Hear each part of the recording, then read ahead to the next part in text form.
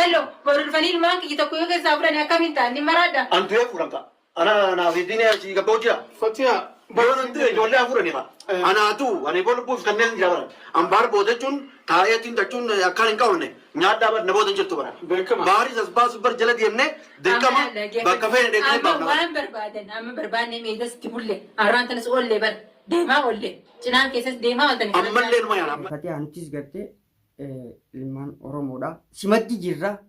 Sirraan hafnu baaris gartee goda inni kaayee gartee goda isaan geessanii jala dariinee baafna. Jarra maafiyaa kana akkana jalaa misitti hin fakkaatin. Engata formaatee akkasii fuudhaniiti ilmoo garaa keessa ajjeesaniiti akkasii deebisan. Baharoo akkam godhu deemanii mee gurbaan kun fi fayyaan qabu. Engata tumsisan nama meeqaan tumsisan. Akkasii hordoftoota daawwattoota fe'eetu waa'ee godhaafi wanni. Assalaamu alaikum warahmatullahi wabarakatuh. Kam jirtan jaalatamtoota hordoftoota keenya. Egaa dubbiin gartee yamantuun jajjabaattee jirti keessaa gartee waa'een dhimma gartee rooroolee adda addaa namarratti oofuudha. Gareen shiraa maafiyaan ijaaramtee wantoota adda addaa hawaasa keenya keessa facaasaadhaa summii facaasaadhaa namoota gariitis tarkaanfii irra fudhachaa jirti. Akkuma gartee dhiyeenya dabre kana jechuudha furmaatee tarkaanfii addaa irra fudhatanii hanga isiin gartee lubbuu siidhaa dhabdu takka geessisan. Isiin sanirraa illee gartee yooniif gartee lubbuun illee baate har'a ilmoo takka dhabdee jirti. Kanaaf har'a gartee gadda guddaan nu dhaga'ama. Maaliif lubbuu namaa dhabuun gartee gaa waan saphaaxaatii miti lubbuu waan taphatanii miti.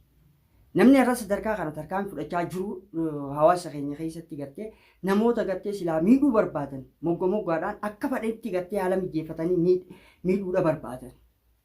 Hawaasni biyya tanaas akkasumatti ijoolleen teenya irra guddaan gartee warreen sooshaal miidiyaadhaa waan kana dhaabuu keessatti garee tana gartee saaxiluu keessatti seeraa dhiyeessuu keessatti tarkaanfii fudhatamu keessatti gurmuudhaan gartee wal cinaa dhaabbatee sagaleedhaas walii taa'aa odeeffannoos walii dabarsanii garee tana ni harcaafna jedhanii gartee tattaaffii hedduudha godhaa jiran. Ammoo jarri ibliisa sheexaana bakka hin fakkaanne argama. Deebisi boraatii fi dinqa keessaa nama ol ba'a. Waan kanaan beekne nama wajjin nyaattu faadhaa waliin garagala. Kanaaf gartee gaa daawwattoota keenya akkasumatti baarillee narra gartee gaa harka isaanii jira. Qabamee harka isaanii jira. Isaan kun gartee warra jireenya namaa balleessuudhaaf gartee karoorfate warra gartee ammas ijoolleen warra baarii wajji nyaate warra wajji dhuge warra gartee dinqa isaanirra taa'ee qorii isaanii nyaate jechuudha. Hangan takka sadarkaa dila kana si wajji nyaatanii booda deebisanii sirra dalagan. Shira badaadha. Namaatiif irraan beekne keessaan sii dhufan. Suniif waan kana gartee hawaasni keenya akkuma jirutti gartee kaleessaan lallabaa turre. Haa dirmannu. Dhaammannoo kaleessa gartee baarii dhaammatee ture. Arra booda nam tokkoon gargaarsifadhu ani rooroonatti gartee dhufte hanga wareega lubbuutti niin kafala abadan ibboodan deebi'u mataa qaqqabadheen deemu lubbuudhaan saanaan niin kafala jee kaleessa dubbachaa ture. Guyyaa san Oromoo wajji dhaabbannu. Wanni kun gartee waan guddaadhaaf deemti. Kanaaf gartee waan kana dhaabsisuudha qabna. Warri hidhaa jiranilleen akka hidhaadhaan baane. Kaa gartee ala jirulleen akka to'annaa jala garu. Hundeen isaanii gartee namoonni isaan duuba jiran gartee akka gartee as baafamee tarkaanfii irra fudhatamu jechaadhaaf ture. Akkasuma hanga danda'ametti gartee wajji dhaabbannee eegumsallee godhaa turre. Garuu akkaan taatu akka malee hin taatu jarri horiidhaas gartee gaadha qabna. Qaama gartee kamiinuu jechuudha maallaqaas dhangalaafnee obbaraaruu dandeenya namoota keenya fedhaa jiru ni baafna akkuma jedhanitti dhaadachaa turanitti baasan. Arra namoonni gartee kaleessa hidhaa keessa ture san arra tarkaanfii fudhachaa jiran. Namoonni gartee ammoo jaartiin Najjaashfaan lakkii isiin tun dubartiidha jechaa turan. Maafiyaan guddoon isiidha. Isiin gartee ni baasaa jechaa turte baafte jechuudha. Dheengadda yoo baarii balloo hulikkiin galchine yoo baarii balloo gartee akkana goone jechaa turani. Dhaadannaa isaanii san nutilleen jalaa nafne ammoo dhaadannaa isaanii san akkasuma fidanii jechuudha. Baharii irratti tarkaanfii fudhatanii akkasitti baharilleen gartee miidhama keessa ture.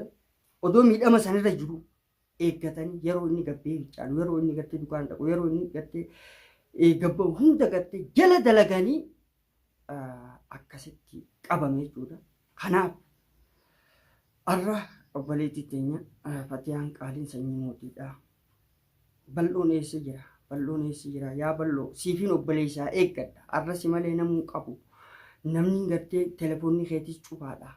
akkami guyyaa kan na biraa dhabamta si malee namuu qabu fatee anutis gartee ilmaan Oromoodha simatti jirra sirraa nafnu baaris gartee goda inni kaayee gartee goda isaan geessanii jala daliinee baafna jarra maafiyaa kana akkana jalaa misitti fakkaatin amma otaniin jiru akkuma dhaammanni wal bira kaannetti bahar kophaa gadi lakkisina bahar xiiqii keessa galee jira wanni ganaa sodaadhu jirtu lubbuu taatus nin kafala wanni ganaa sodaadhu jirtu geedhaa jechaadhaa ture viidiyoo sana dhaabbadheetiin viidiyoo isin wara duba akkuma jeesanitti takkaa oduu mataa gadi hin qabatin deemaa ture hangasitti namoonni gartee akka isarraa addan baane akka kophaan deemne gartee gaa nutis dabareedhaan namoota gartee isaa hojii gartee sochoo goone jechuudha hanga gartee mana isaallee ammoo bubbulanii fursaa eeggatan arra fursaa itti argatanii baar qabanii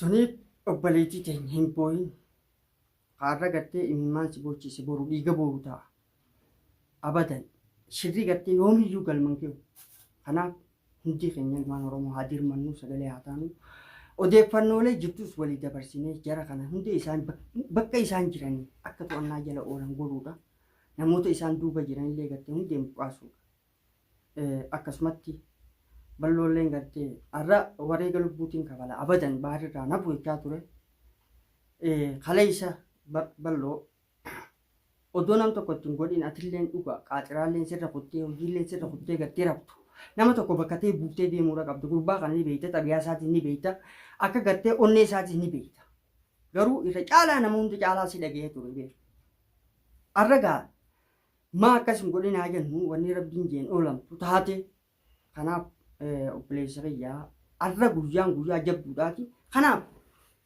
wareegni barbaachisu yeroo kafalam amma akka obboleessa hojii nyaatetti akka obboleessa hojii dhugeetti hagartee gaddaa gammachuu hojii dabarseetti wareegamuu taanaan gartee yeroo kafalan gartee amma akkasii ballootillee jabaadhu inshaallah isin maddi jirra obboleettii teenya tabootu immoo imimmaan irraa hin abadan jarri kun akka milkaa'aniif abadan karaan bannu qaawwan bannu duskannoo walii taanee wal cinaa dhaabbannee roorroo kana gartee falmannee qolannee gartee najaata baasuudha qabna baaris baasuudha qabna hawaasa keenya waan kanarraa walaba godhuudha qabna maaliif jennaan yeroo mara gartee namoonni muraasni gartee hawaasa kana girgireessuu keessatti shoora guddaa taphachaa jiran kanaaf dammaquu qabna dammaqaa waan kana gartee abadan gartee jalaa hafuun hin barbaachisu lubbuun gartee arra isaan harka jirtu boru tabiraati isaan bira dhaqaa kanaaf gartee lubbuudha tanaaf wanni kun gartee hawaasni hundi tarkaanfii irra fudhachuu qabu keessaa ijoolleen teenya sooshaal miidiyaa irra jirtan maddi keessanuu akkuma gartee qindoominaa waan kana gartee irratti tarkaanfii fudhachaa turretti har'allee qindoominaan hojjechuun dirqama nurra ta'a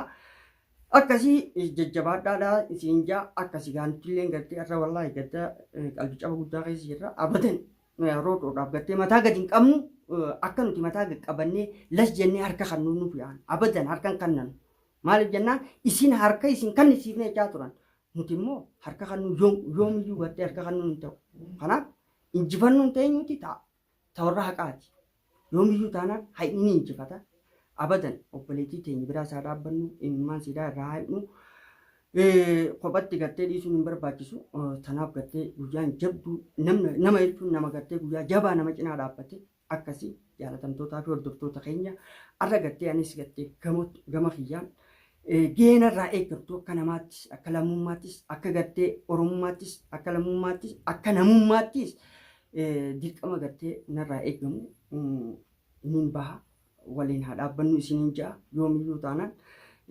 jaalatamtootaa fi hordoftoota keenya isinillee bakka jirtanii warreen gartee lafa goorra jirtan du'aa godhaadha gorsaas akkasumatti yaada qabdanis nu barreessaa isinis gartee kophan nu dhiisinaa guyyaa jabaatte kan namni gartee yaada qabuunis maddisiisee wal cinaa dhaabbata akkasii jaalatamtoota keenya inshaallah tan hundaa'u gartee injifannee keessa dabarree jenna akkasumatti jajjabeessaa isiniin jenna hanganumaan jaa hanga gartee viidiyoo biraatiin wal garrutti wassalaamu alaikum warahmatullaahi wabarakatuh